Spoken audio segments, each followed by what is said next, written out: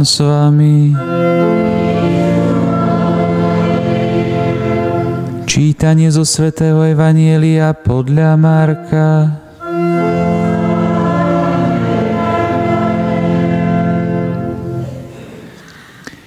Keď Ježiš so svojimi učeníkmi a s veľkým zástupom odchádzal z Jericha, pri ceste sedel slepý Bartimej, Timejov syn, a žobral.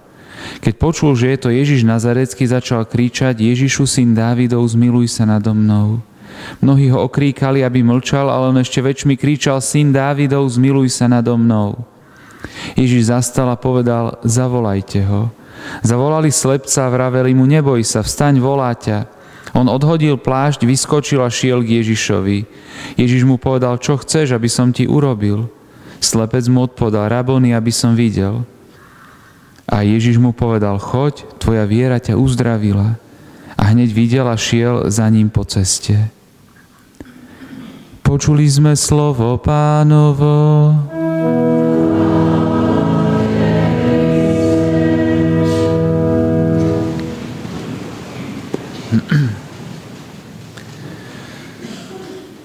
Drahí bratia a sestry, evanjelium, ktoré sme práve počuli, je možno veľmi jasné na to prvé počutie alebo prečítanie, o čo v tomto evanjeliu ide.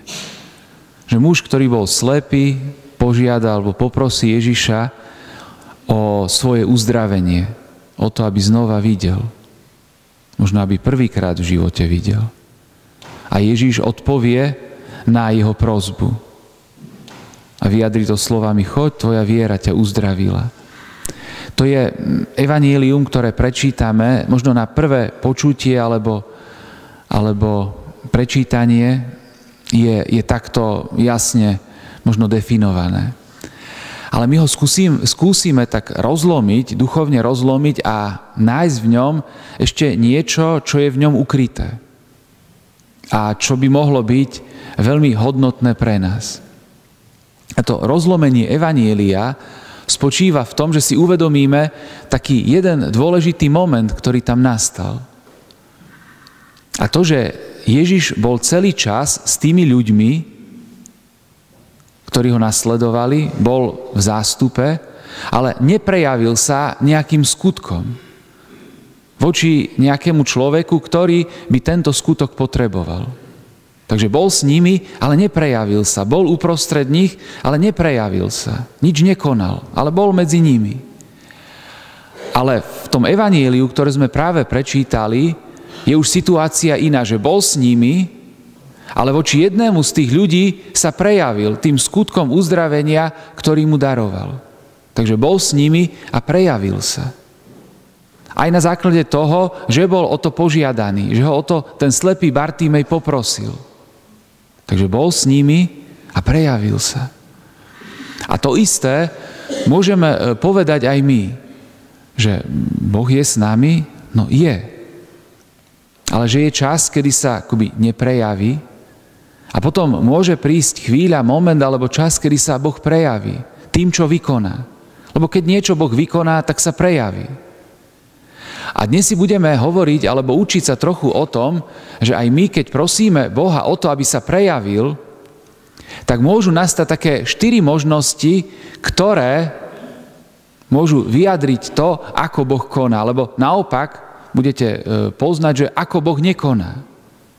Takže aj my, keď prosíme Boha, tak prosíme Boha, ktorý je tu stále prítomný, aby sa prejavil.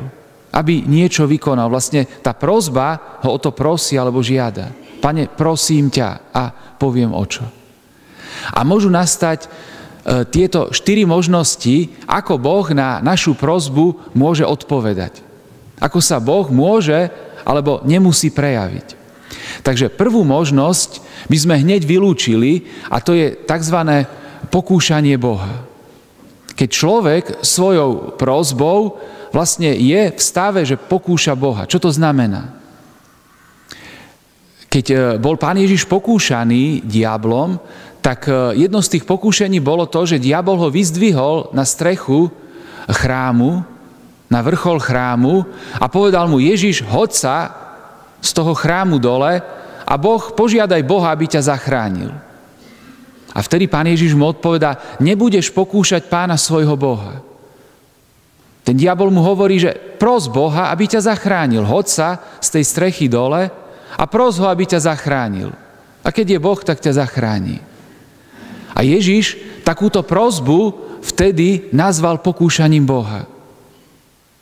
Ešte si to môžeme vysvetliť iným spôsobom, že napríklad neučím sa, ale prosím Boha, aby mi pomohol dostať dobrú známku.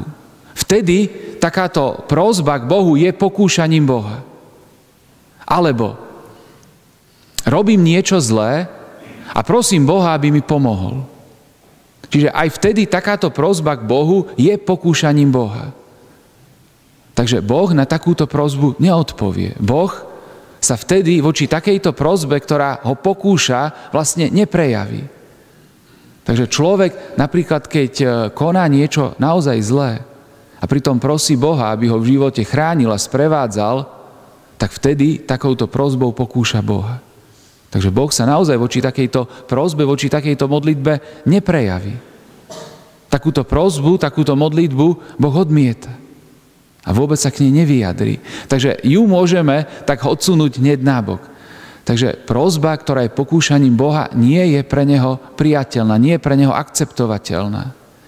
Potom druhá možnosť, ktorá môže nastať, keď prosíte Boha, je to, že naozaj Boh vypočuje vašu prosbu a prejaví sa tým, čo vykoná. To znamená, povieme, že Boh odpovie na vašu modlitbu. To, za čo sa modlíte, sa naozaj akoby stane, alebo dostanete to, alebo uskutoční sa podľa vašej prosby, uskutoční sa podľa vašej viery, v ktorej sa modlíte.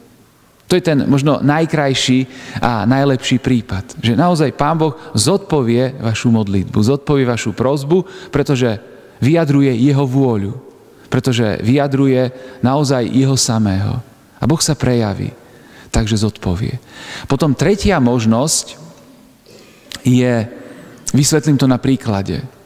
Svätý Pavol spomína v jednom zo svojich listov to, že do jeho tela bol daný osteň.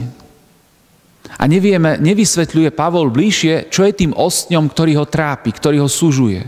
Niektorí hovoria, že to mohla byť nejaká choroba, ktorá Pavlovi sťažovala život, ktorá Pavlovi nejakým spôsobom robila jeho život ťažkým. A on to nazval, že osteň. A potom sa priznáva k tomu, že 3-krát som prosil Pána, aby tento osteň vzal odo mňa preč. 3-krát sa modlil k Bohu, prosil Boha, Bože, zachráň ma z tejto veci, alebo uzdrav túto chorobu. Pomôž mi a vysloboď ma z tohto ostňa, ktorý ma trápi. A vtedy mu Boh odpovedá, že stačí ti moja milosť, veď moja sila sa prejavuje v tvojej slabosti. To znamená, že ukázal Pavlovi, že na túto akoby jeho prosbu nezodpovie, pretože tým ostňom sleduje iný cieľ. Je v tom akoby iná vec, ktorej Pavol porozumie vtedy, keď bude prežívať práve cez ten osteň svoju slabosť a takú nemohúcnosť, aby sa v tom prejavila Božia sila. Čiže Pavol sa modlí dobrú modlitbu. Nepokúša Boha, ale Pán Boh skoriguje jeho videnie danej veci, danej situácie a vtedy sa Pavol už modlí iným spôsobom. Čiže porozumie tomu v inom pohľade. Alebo Pán Ježiš v Getsemanskej záhrade najprv sa modlí, Oče, nech ma minie ten kalich. Ale keď zotrváva dlhšie v tej modlitbe, tak si uvedomí, že ten kalich musí prijať. Že je Božou vôľou prijať ten kalich utrpenia a smrti a vypiť ho. Najprv sa tiež modlí, Oče, zachráň ma, nech ma minie ten kalich. Nech nemusím trpieť, nech nemusím zomrieť. Ale potom si uvedomí, že je Božou vôľou prijať ten kalich a uskutočniť dielo spásy. Čiže Boh toho človeka, ktorý sa modlil, akoby skorigoval, napravil ho to, ako a za čo sa má modliť. Takže to je taká tretia možnosť, ktorá môže nastať.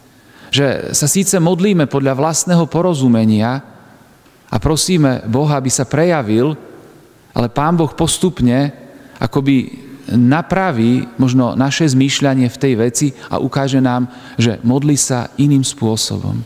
Alebo možno príjmi to, za čo sa akoby modlíš, tak, ako to je. Že akoby Boh povie, neurobím v tej veci možno žiaden zázrak. Neprejavím sa tak, že by som tú vec akoby odstránil. Ale Boh nám ukáže, ako sa s tým napríklad vyrovnať, ako sa s tým zmieriť, ako to prijať.